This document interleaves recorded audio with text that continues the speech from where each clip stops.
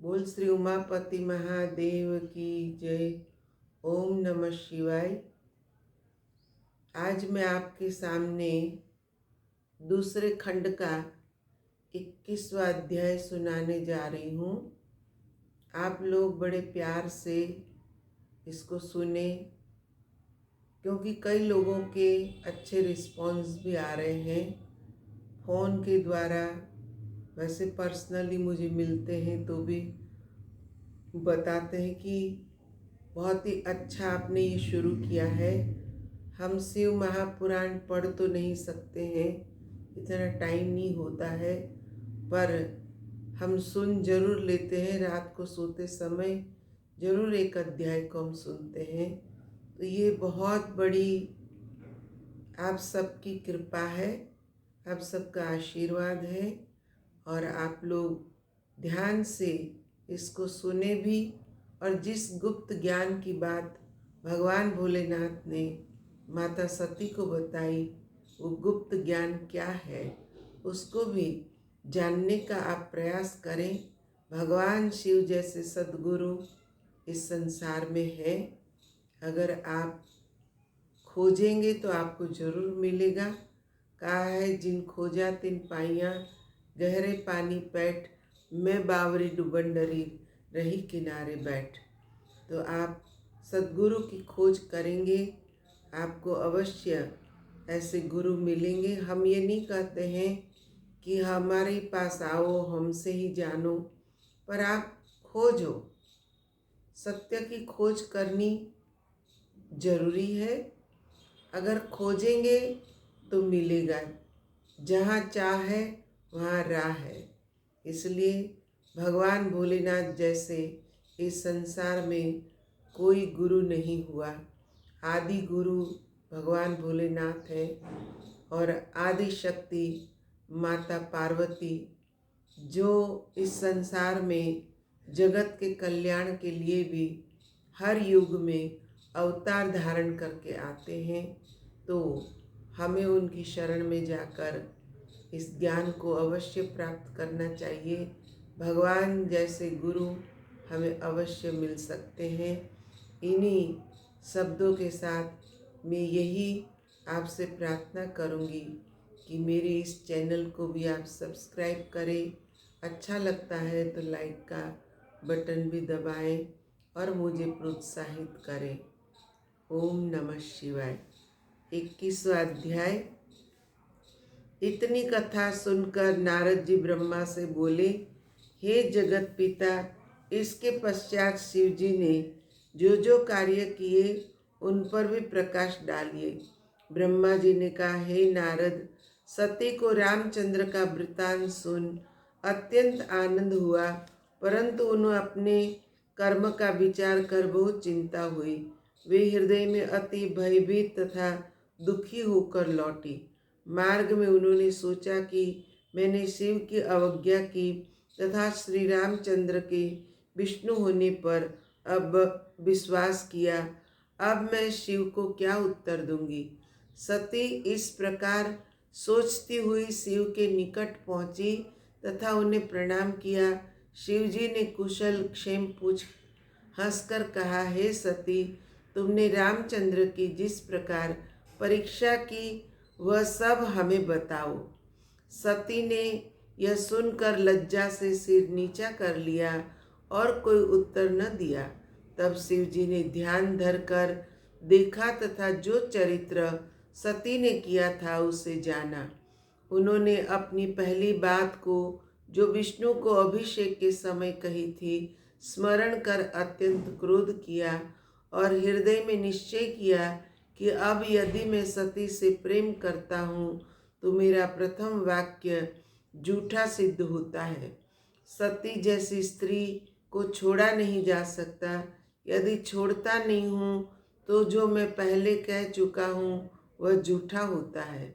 अस्तु, श्री शिव जी ने पुनः सोचा और निश्चय किया कि अब सती से भेंट न होगी।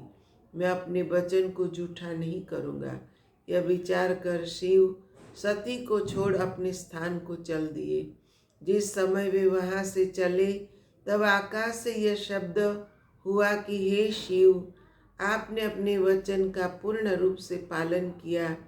आपके समान दूसरा कौन है जो इस प्रकार अपने वचन का पालन करे। यह शब्द सुन कर सती भयभीत हो गई। उन्होंने कुछ सोचकर शिव से पूछा, हे प्रभु, आपने क्या निश्चय किया है? आप सत्य बोलने वाले हैं, अस्तु आप मुझसे सत्य सत्य कहिए। सती के बार बार पूछने पर भी शिवजी ने बात छिपा रखी। यह देखकर सती को विश्वास हो गया कि शिवजी ने उन्हें त्याग दिया है। कुछ देर पश्चात शिवजी बोले, हे नाथ, शिवजी से बोली, हे नाथ, मैंने जो कुछ भी किया वह अज्ञानता तथा मूर्खतावश किया है। यह अब आप दूध और पानी अलग करके देखें, क्योंकि प्रीति की यही रीति है।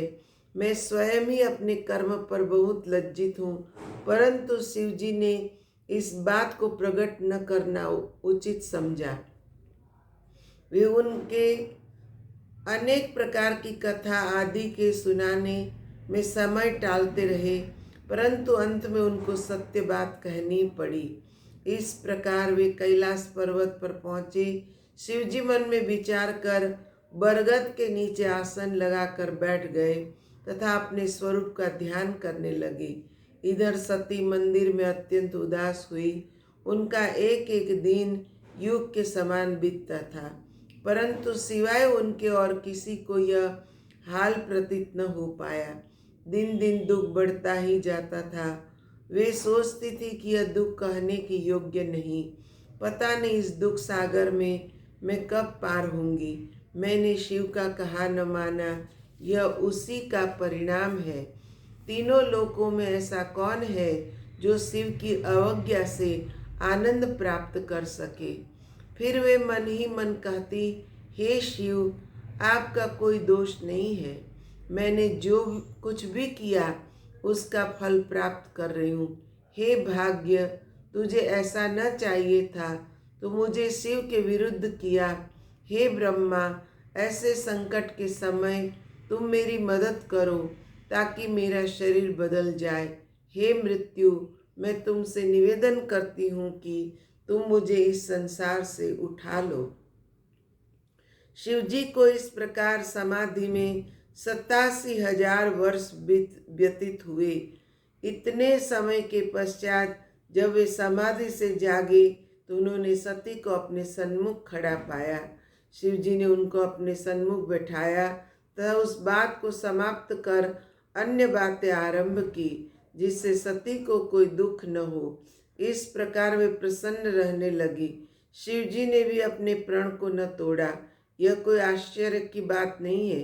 सती को पिछली बात का कुछ दुख न हुआ तथा वे सभी बातें भूल गई। शिवजी प्रत्येक शरीर में है। बहुत से मुनि यह कहते हैं कि शिव और शक्ति का बिछोह यह पीछे के वचन है। शिव के चरित्र हर कल्प के अलग अलग हैं। कल्प भेद का हाल किसको ज्ञात है। वे जो कुछ करे सब उचित है, इसमें किसी प्रकार का संदेह नहीं करना चाहिए।